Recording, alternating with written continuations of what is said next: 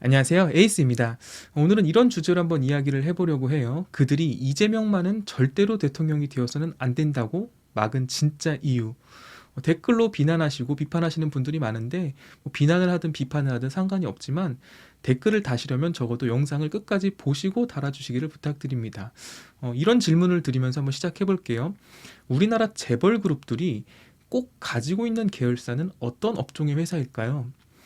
문어발식 사업 확장과 많은 계열사들을 보유하고 있는 이 대한민국 재벌 그룹들이 꼭 가지고 있는 회사는 바로 건설회사입니다. 전 세계적인 글로벌 기업들 중에 우리나라 재벌 그룹들과 같은 특징을 가지고 있는 나라는 거의 없어요. 예를 들어서 삼성그룹을 한번 볼까요? 반도체, 스마트폰, 가전제품, 2차 전지, 디스플레이, 자동차도 했었고 건설이나 의류, 화학, 유통, 중공업, 금융회사까지 바이오 회사도 하고 있고 리조트까지 하고 있죠. 거의 안 하는 사업이 없습니다. 계열사가 무려 59개예요. 그러니까 삼성뿐만이 아니라 우리나라 재계 상위권 그룹들 한번 보세요. SK라든지 LG, 현대, 롯데 또 뭐 있죠? 한화, 두산 이런 그룹들 보면 대부분 많은 계열사를 두고 문어발식 사업 확장을 하고 있는데 그 중에 꼭 포함이 되어 있는 게 건설업이라는 겁니다. 재계 상위 그룹들 중에 자회사 아파트 브랜드를 안 가지고 있는 회사가 거의 없어요. 이제 LG는 안 가지고 있는 거 아니냐라고 생각하실 수 있는데 자이 아파트 브랜드 있죠? GS건설이거든요. GS건설의 전신이 LG건설입니다. 이름이 바뀐 거예요. 아무튼 왜 이렇게 재벌 그룹들이 건설사 하나씩을 다 끼고 있는 거냐? 그 이유는 아주 간단하죠. 이게 돈이 되기 때문입니다.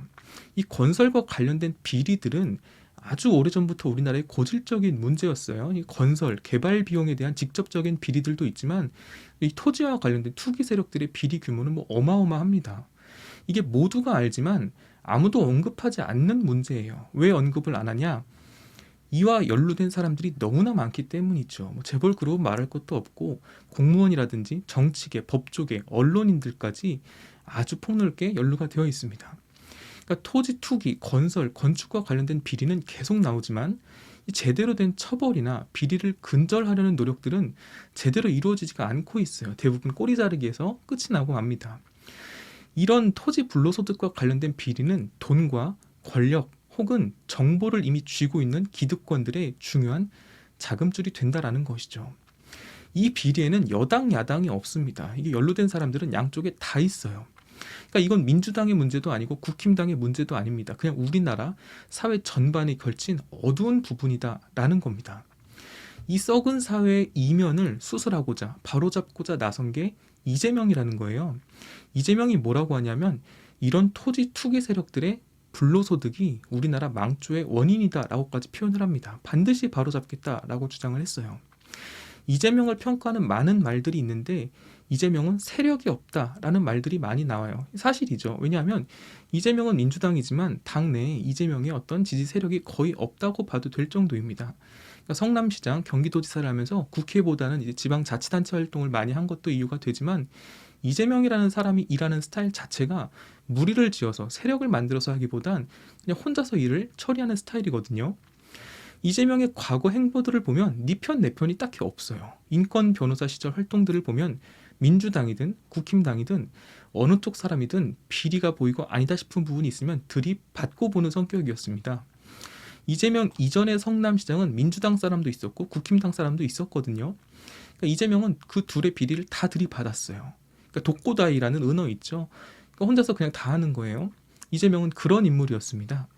그러니까 모두가 알지만 누구도 건드릴 수 없었던 그 공무원, 정치인, 재벌들의 돈줄, 비자금, 뒷돈의 출처였던 그 썩은 부분을 드러내놓고 공론화시키면서 건드린 게 바로 이재명이었습니다. 그래서 그들은 이재명만은 절대로 안 된다라고 막으려고 하는 거예요. 왜냐? 이재명이 있으면 돈을 못 해먹으니까. 그 노다지, 불로소득을 거둘 수 있는 그 사업들, 이재명 때문에 못 해먹으니까 막으려고 하는 거죠. 여기에서 말하는 그들은 재벌, 토건 세력들, 비리 공무원, 그들에게 특혜를 받아먹은 사회 각계층의 고위 인사들, 그리고 언론인들까지 포함이 됩니다. 여러분 가만히 한번 생각해 보세요. 이 거대한 세력이 그들이 한 팀으로 움직이면 어떻게 될까요? 공무원들이 재개발, 재건축 정보를 빼돌려서 사회 각 고위층들에게 팔아먹고 그들은 또 자금을 대서 개발하면서 수익금 나눠 먹고, 이런 내용을 받아서 보도해야 할 언론들도 뒷돈을 챙깁니다. 건설회사들과 언론사들은 굉장히 깊은 연관이 있기 때문에 제대로 된 보도를 하지 않아요. 그냥 이런 사건들은 덮이게 되는 겁니다. 혹시라도 밝혀지게 되더라도 꼬리 자르기 수준에서 끝난다라는 것이죠. 그 일은 과거부터 지금까지 계속 반복되고 있습니다. 그렇게 그들만의, 그 기득권들만의 이권 카르텔이 형성이 되는 거라고요.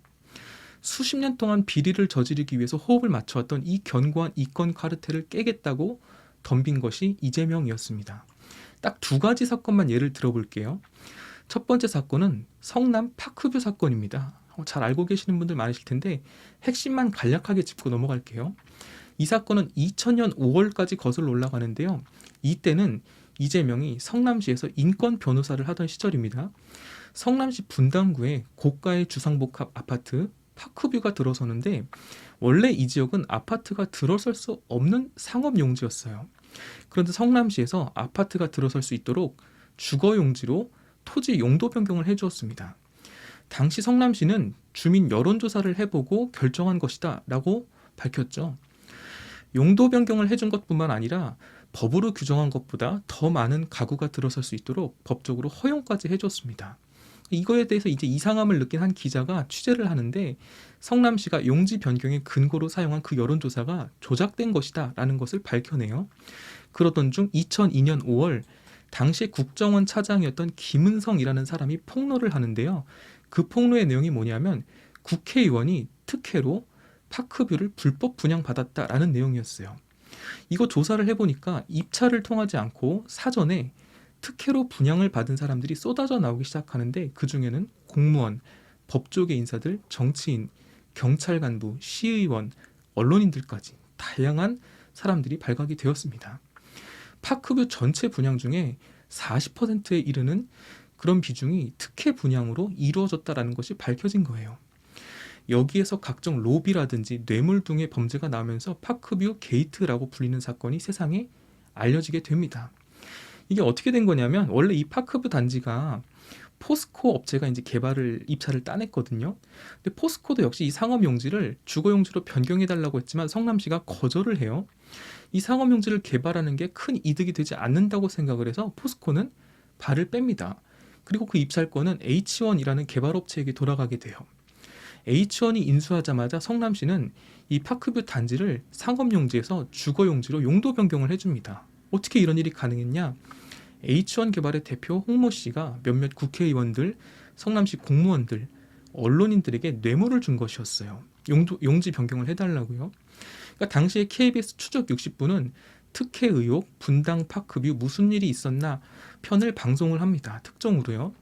이 방송에서 H1 개발의 대표 홍 씨가 검사들과 김병량 성남시장에게도 골프 접대를 하고 로비를 한 사실이 담겨있는 통화 녹취 파일을 공개합니다. 그러니까 추적 60분의 최 PD는 스스로를 검사로 사칭하고 김병량 성남시장과 통화를 하는데, 이 통화에서 김병량 성남시장은 H1 건설사 측으로부터 돈과 아파트, 선거 지원 등을 받는 대신 H1의 불법 행위를 눈감아 주기로 했다라는 사실을 인정하였어요. 이때 최 PD와 함께 이 파크뷰 비리를 파헤쳤던 것이 바로 이재명이었습니다. 당시 성남시 인권 변호사였죠. 이재명의 그 유명한 전과 검사 사칭이 여기서 나오는 거예요. 최 PD와 이재명의 통화 노출록은 김병량 성남시장의 비리를 파헤치는 데는 성공했지만 검사 사칭, 사기죄로 고소를 당하게 됩니다. 그러니까 경찰은 최 PD와 이재명 측도 죄가 있지만 김병량의 비리가 더 크다라고 생각해서 김병량을 먼저 구속시킵니다. 그리고 징역 1년을 선고받아요. 이때 이재명 후보도 검사 사칭, 조력죄로 벌금형을 선고받고 전과가 생기게 되죠. 검사 사칭을 한 것, 검사 사칭을 하도록 옆에서 조력한 것은 이재명의 분명한 잘못이죠. 그러나 경찰도 참작했듯이 이재명이 밝히고자 했던 그 비리, 그 진실에 더 초점을 맞출 필요는 분명히 있습니다. 당시에 쉽게 건드리지 못했던 그 부동산 개발 업체들과 공무원, 정치인, 언론인들의 부정부패 커넥션을 밝혀낸 게 이재명이었거든요. 당시 언론의 분위기는 특혜 분양에 초점을 맞췄어요. 근데 이재명은 특혜 분양은 꼬리 자르기일 뿐이다 라고 생각을 했어요. 이 파크뷰 게이트 사건의 본질은 특혜 분양이 아니라 뇌물을 받고 상업용지를 주거용지로 용도 변경해 준 것, 그리고 더 많은 가구를 수용할 수 있게 용적률을 변경해 주는 것이 이게 몸통이다, 이게 핵심이다라고 본 것이죠. 이런 일이 계속되면 공무원, 정치인, 사회 상위 계층 사람들과 이 건설업자들의 유착 비리가 앞으로도 계속 있을 수밖에 없다라는 게 이재명의 진단이었어요. 그래서 이재명은 본인 스스로 말을 합니다. 토건 투기 세력들이 나를 싫어한다라고. 이게 당연하지 않겠어요? 이재명만 아니면, 이재명만 없으면 얼마든지 더 해먹을 수가 있는데 이재명이 그걸 다 까발려 버리니까 그 사람들이 보기에 이재명이 얼마나 눈에 가시 같겠어요. 그러니까 당시에 추적 60분 최 PD와 이재명이 자신들이 검사 사칭이라는 잘못을 저질렀음에도 불구하고 통화 녹취록을 공개한다라는 거죠. 변호사였던 이재명이 검사 사칭이 범죄인 줄 모르고 그걸 공개했을까요? 자신이 처벌당할 수도 있다라는 사실을 알면서도 녹취록을 공개한 것이죠. 왜냐하면 언론에서 보도를 안 해주더라는 겁니다. 누가 봐도 공무원들, 사회 고위 인사들과 토건 투기 세력들이 연루된 굉장히 큰 비리인데 언론이 보도를 제대로 안 하더라는 거예요. 그 녹취록을 공개했는데도 엉뚱하게 비리를 저지른 세력들보다 오히려 그 비리를 파헤치는 과정에서 불법을 저지른 이재명 측에 더 많은 관심과 비난이 쏟아졌어요. 제가 화가 나는 부분, 이해가 안 되는 부분이 이런 겁니다. 사람들이 돈과 권력에 눈이 멀어서 타락할 수 있습니다. 부정부패 저지를 수 있죠. 그게 세상에 밝혀졌으면 언론들은 그 부정부패를 폭로하는데 더 진실을 알리는 데 집중해야 되는데 어떻게 우리나라 언론들은 그 부정부패 세력을 비호하는 듯이 그 비리를 폭로한 사람을 곤경에 빠뜨린다라는 것이죠. 이런 경우는 너무나 많아요. 여러분들 예전에 그 삼성 엑스파일 사건 기억나시나요? 삼성의 엑스파일이 공개되었을 때 어떻게 되었죠? 그 엑스파일의 내용을 검증하기보다 그 엑스파일을 공개한 사람이 처벌을 받았어요. 박근혜 국정농단 사건, 이게 최초로 세상에 알려진 게 정윤의 문건이잖아요. 그 문건의 내용을 검증하기보다 그 문건의 출처, 퍼뜨린 사람들을 붙잡고 늘어졌죠. 그 문건에 대한 검증이 애초에 일어났었다면 국정농단 사건, 그 촛불 탄핵은 없었을지 모른다라는 거죠. 이미 다 검증이 됐다면 말이죠. 김학의 사건은 어때요? 누가 봐도 성접대 동영상 속의 인물은 김학의인데 그들만은 김학의가 아니라고 하고 공소시효가 지났다고 하고 어떻게든 덮어주려고 하는 것 같지 않나요? 그 김학의를 출국 금지시키고 수사하자는데 동영상 속의 인물인 김학의는 놔두고 그 김학의를 출국 금지시킨 사람들을 향해서 뭐 절차를 어겼다는 등 이런 트집을 자꾸 문제 삼잖아요. 도대체 이게 무슨 상황이냐라는 것이죠. 나경원은 어때요? 그 많은 고소고발을 당해도 소환조사조차 되지 않았었죠. 뒤늦게 압수수색을 했다라고는 하는데 뭐 제대로 했을까요? 의심이 들죠. 그리고 고소고발을 당한 나경원의 의혹을 조사하고 수사하는 게 아니라 그 고소고발 한 사람을 몇 번이나 불러서 조사를 했대요. 도대체 이게 무슨 상황이냐라는 거예요. 왜 언론들과 검찰들이 범죄 혐의가 있는 자, 의혹이 있는 자를 수사하는 게 아니라 그들의 편에 서서 범죄가 확정된 자들의 편에 서서 뒤를 봐주는 것 같은 행동을 하냐라는 것이죠. 이 파크뷰 사건도 그런 사건들 중에 하나였어요.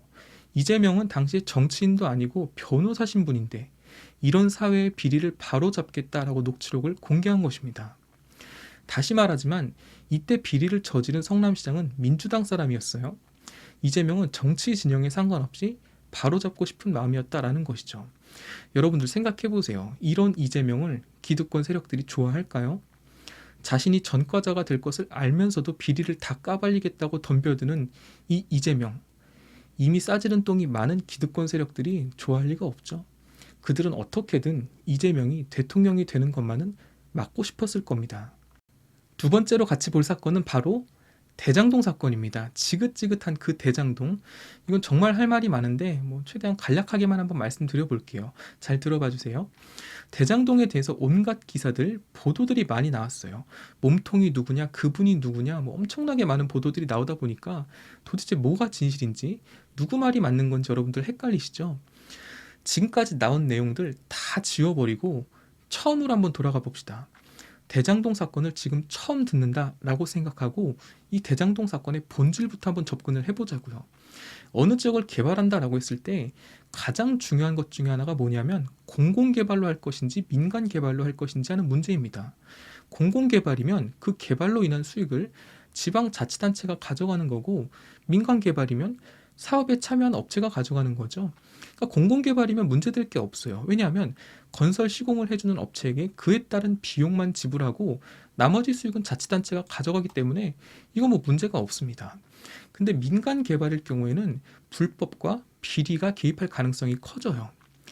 각 지역 자치단체들이 사업을 할 때 보통 입찰 방식을 하잖아요.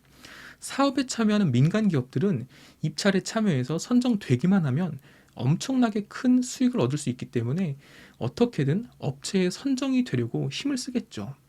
기관 관계자들, 공무원들, 영향력 있는 정치인들, 이런 사람들에게 잘 봐달라고 로비를 하기도 하고, 아니면 개발 계획 정보를 미리 얻어서 토지를 미리 구입하는 거죠. 알박기 형식으로. 그래서 토지 매매에 차익을 얻기도 하고, 이렇게 민간 개발은 뒷돈을 챙길 구멍이 많습니다. 빈틈이 많아요. 그러니까 성남시의 대장동 사업도 그랬어요. 이게 문제가 터져 나온 것은 최근이지만 이게 아주 오래전부터 시작된 이야기거든요. 대장동은 성남시의 마지막 남은 노른자 땅이라는 인식이 자리 잡으면서 이 개발 초기 단계부터 공공개발로 할 건지 민간 개발로 할 건지 아주 시끄러웠습니다. 그러니까 이 문제를 가지고 거의 4년 가까이 싸우거든요. 제가 시간 순으로 한번 정리를 해볼게요. 2009년 7월 성남시 LH가 대장동을 공공개발하기로 합니다. 근데 이걸 누가 반대하냐면 당시 성남시의회 한나라당 의원들, 지금의 국힘당이죠. 이 사람들이 이걸 민간 개발로 해야지 왜 공공 개발로 하냐고 반대를 합니다. 이때 중요한 일이 두 가지가 터지는데요. 첫 번째 사건은 뭐냐면 당시 이명박 대통령이 2009년 10월 7일 LH 출범식에서 이렇게 말을 해요. 민간 개발 업체들이 하겠다는 사업은 민간 업체에게 맡겨라. 그리고 민간 업체가 안 하겠다고 하는 사업들, 쉽게 말하면 돈 안 되는 사업들 있죠. 그런 것만 LH가 해라. 라는 식으로 발언을 합니다. 대통령이 이렇게 말했는데 누가 거역을 하겠어요. 그리고 얼마 뒤인 2010년 6월 LH가 공공개발을 포기합니다.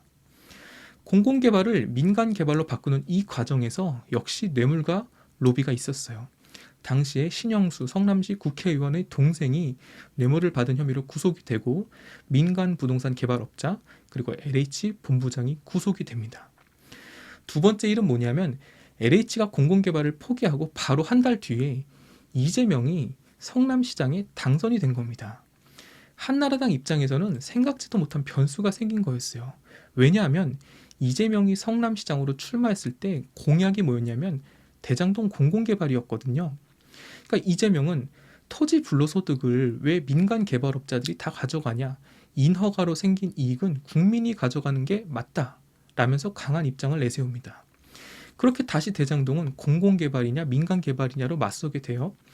한나라당은 대장동 공공개발을 필사적으로 막습니다. 당시에 성남시 의회의 과반수 이상이 한나라당이었거든요. 그들이 어떤 방식으로 공공개발을 막냐 하면 이재명이 성남시가 공공개발을 의결하고 개발하려면 돈이 필요하잖아요.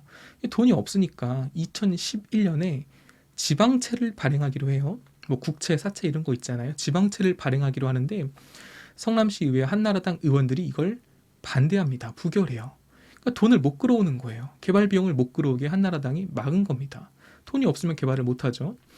2011년 11월에는 한나라당의 박모 의원이 정식으로 공공개발을 반대한다라는 입장을 또 밝힙니다. 그러니까 2012년에는 한나라당이 새누리당으로 이름을 바꾼 뒤인데 대장동 공공개발을 반대하면서 이 새누리당 의원들이 의회 등원을 거부하는 일까지 벌어집니다. 그야말로 필사적으로 막죠. 이렇게 4년 동안 국힘당은 공공개발을 막고 민간개발을 주장을 해요. 그러니까 성남시는 할 수 있는 게 없죠. 왜냐하면 과반수 이상이 국힘당이니까, 새누리당이니까. 공공개발을 하려면 돈이 필요한데 돈도 못 꾸르게 막고. 그러니까 이렇게 되니까 이재명이 어떻게 하냐면 도시공사를 만들어서 민간과 공공 합작으로, 민관 합작으로 개발을 하겠다라고 선언을 했어요. 쉽게 말해서 돈은 민간이 되고 그로 인한 일정 부분의 개발 이익을 성남시에게 주면 나머지 수익에 대해서는 민간 업체에게 주겠다라는 방식이었죠.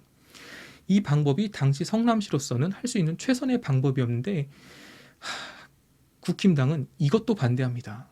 100% 민간 개발로 하라고 해요.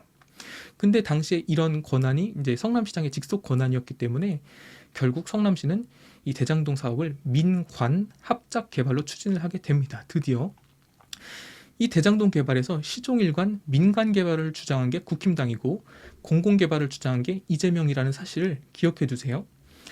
이렇게 시작하게 된 대장동 지역의 민관 합작 개발을 하기 위해서 이제 업체들이 입찰을 받아야겠죠. 그러니까 이재명이 주장하는 핵심은 이거였어요.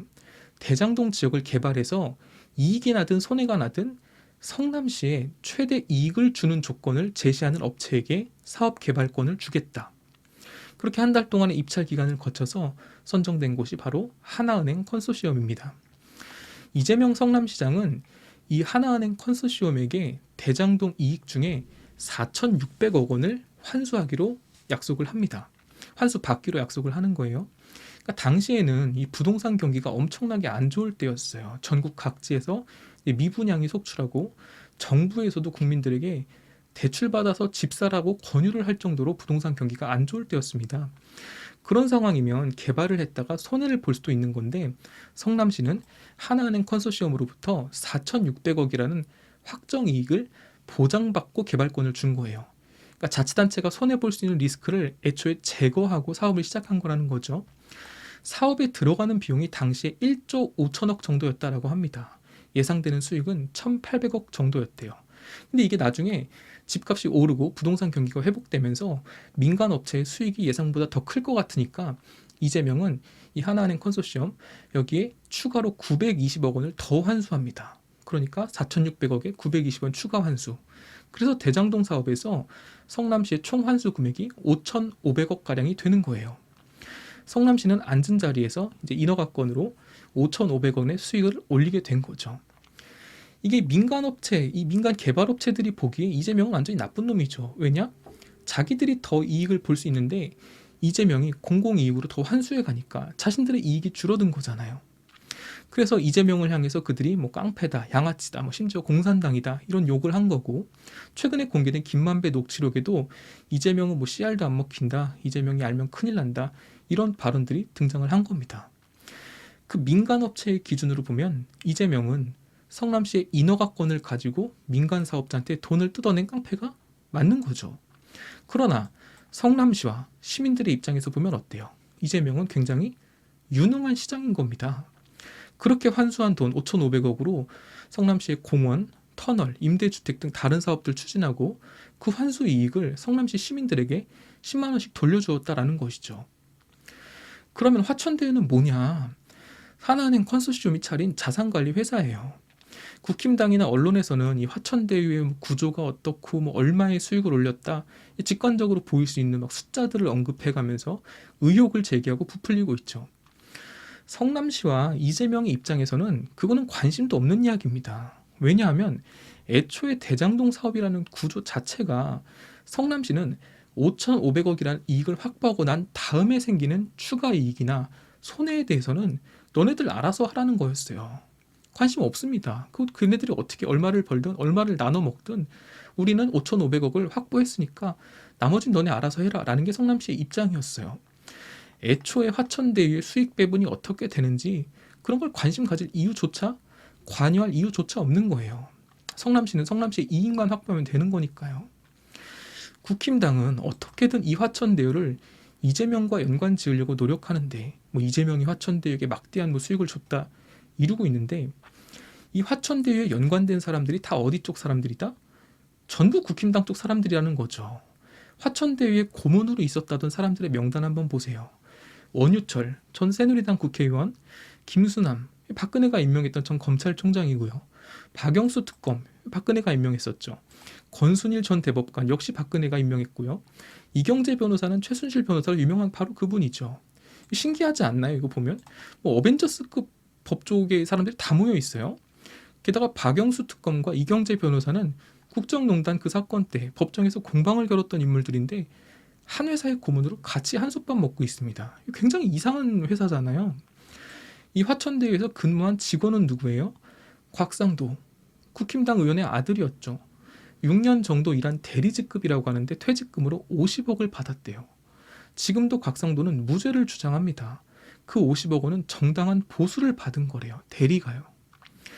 박영수 특검의 딸도 여기 직원이었는데 아파트 분양 특혜를 받았다, 뭐 이런 의혹이 있죠. 국힘당은 이 대장동 게이트의 몸통을 이재명으로 몰고 가려고 했어요. 화천대유 누구 겁니까? 이런 현수막을 전국적으로 엄청나게 걸었습니다. 근데 파면 팔수록 나오는 건 국힘당 사람들이에요. 그러니까 어느 순간 한 번에 그 현수막 다 떼어버렸어요. 이거 완전 코미디하는 거죠. 여러분, 상식적으로 한번 생각해 보자고요. 대장동의 토지 투기 세력들과 결탁한 게 누구예요? 국힘당이죠. 공공개발할 사업을 뇌물 주고 로비해서 어떻게든 민영개발로 돌리려고 한 것도 국힘당입니다. 무려 4년 동안 발목을 잡고 민간개발로 돌리려고 한 게 국힘당이라고요. 성남시가 민관 합작개발로 하자, 그 추진을 막은 것도 국힘당입니다. 100% 민간개발로 하재요.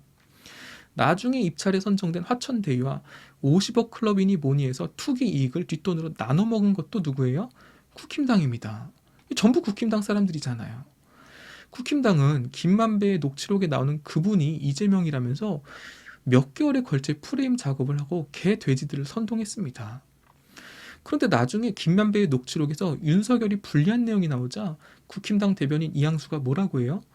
범죄자들끼리 작당 모의하면서 떠든 말로 의혹을 제기하는 것이 우습다라고 말을 합니다. 이거 제정신인가요? 아니, 지들이 지난 몇 개월간 그 녹취록을 근거로 이재명이 몸통이라고 떠들어 놓고서는 이제 와서는 무슨 범죄자들의 작당 모의가 어쩌고 저쩌고, 정말 어이가 없잖아요. 나오는 사람은 다 국힘당인데 이재명이 몸통이래요. 이준석은 뭐라고 해요? 이런 사건은 뭐 돈의 흐름을 보면 알 수 있습니다, 막 이러면서 뭔가 좀 아는 척을 하죠. 그래서 돈의 흐름이 어떤데요? 이재명이 뭐 한 푼이라도 받았나요? 단돈 1원이라도 받았습니까? 돈 받아먹은 것, 나눠 가진 것, 나눠 가지려고 한 것, 다 국힘당 쪽 사람들이잖아요. 제가 제일 어이없는 건 국힘당에서 민간업체에게 그렇게 큰 이익을 주게 설계한 이재명이 몸통이다, 이건 이재명 게이트다, 이렇게 주장하는 게 너무 황당해요. 어이가 없습니다. 진짜 얘는 양심도 없는 것 같아요. 정말 국민들을 개 돼지로 아나요? 근데 하긴 이번 대선 결과를 보니까 얘네들이 이런 선동이 잘 먹히긴 한 것 같아요. 우리 국민들을 개돼지로 생각하진 않는데 참 안타깝습니다. 지난 4년간 몇 차례나 민간 개발을 이끌어내려고 뇌물 주고 로비하고 온갖 짓거리 다 한 게 국힘당인데, 여러분 만약에 이거 국힘당의 바람대로 100% 민간 개발했으면 어땠겠어요? 화천대유가 1조 원을 넘게 가져가는 거라니까요. 그나마 당시에 이재명이 성남시장이 되면서 5,500억이나 되는 큰 돈을 공공이익으로 환수해서 성남 시민들을 위해서 사용한 거라고요. 그리고 그 환수한 돈의 일부를 성남 시민들에게 10만 원씩 돌려줬다니까요. 이재명이 국정감사에 나와서 뭐라고 해요? 이 대장동 사업을 만약에 100% 공공개발로 했으면 성남 시민들에게 250만 원씩 줄 수 있는 이익금이 생겼을 거다라고 말을 하잖아요. 그러니까 이건 엄밀히 말하면 국힘당이 반대하는 바람에 국민들에게 돌아갈 돈이 민간업체에게 돌아간 거라고요. 여러분, 이게 이재명이 욕먹을 일인가요? 이거 칭찬해야 될 일 아니에요? 아니, 국힘당의 주장이 말이 되려면 애초에 국힘당이 계속 공공개발을 주장하고 이재명이 민간개발을 주장했다, 이러면 국힘당의 말이 맞죠. 화천대유 관계자가 전부 민주당이나 이재명 지인들로 밝혀졌다면 그럼 국힘당의 주장이 맞죠. 이재명이 몸통인 거죠. 그런데 정반대잖아요. 모든 정황과 흐름이 국힘당이 범인이라고 가리키고 있는데 국힘당은 적반하장으로, 윤석열은 적반하장으로 이재명이 몸통이라고 공격을 하고 있어요. 이게 지금 말이나 되는 상황이냐고요. 그런데 이 정치 세력들, 언론들까지 나서서 이재명을 악마로 만들고 있습니다. 불륜이다, 종북이다, 폐륜하다, 전과범이다, 이런 프레임을 씌워서 어떻게든 이재명만은 대통령이 되어서는 안 된다라고 선동을 하고 있어요. 왜 그럴까요? 왜 도대체 이들은 이러는 걸까요? 대장동에 대해서, 또 그의 사생활에 대해서 그렇게 잘못된 사실관계를 퍼다 나르면서 왜 그렇게 개 돼지들을 선동하는 것일까? 잠깐 부산 LCT 볼게요. 부산시에서 LCT 사업을 할 때 100% 민간 개발로 진행합니다. 한나라당, 새누리당, 국힘당이 좋아하는 그 100% 민간 개발로 진행해요. 성남시는 대장동 사업을 하면서 5,500억 원의 돈을 성남시 이익으로 확보했는데 부산시는 LCT 개발할 때 그 큰 수익금을 전부 민간업체가 다 갖게 했습니다. 부산시는 빵원 환급을 못했어요. 환수 이익을 못 거뒀습니다. 여러분, 이게 과연 부산 LCT만 그럴까요? 전국 각지에서 일어나는 이런 식의 재개발, 재건축 사업들, 이 돈들 과연 누구 주머니로 들어갈까요? 고위공직자들, 공무원, 언론인들, 사회 각 계층의 인사들과 토지, 투기 세력들끼리 다 손발 맞춰서 이익 나눠 먹고 특혜 분양 주고받고 그러고 있는 거라고요.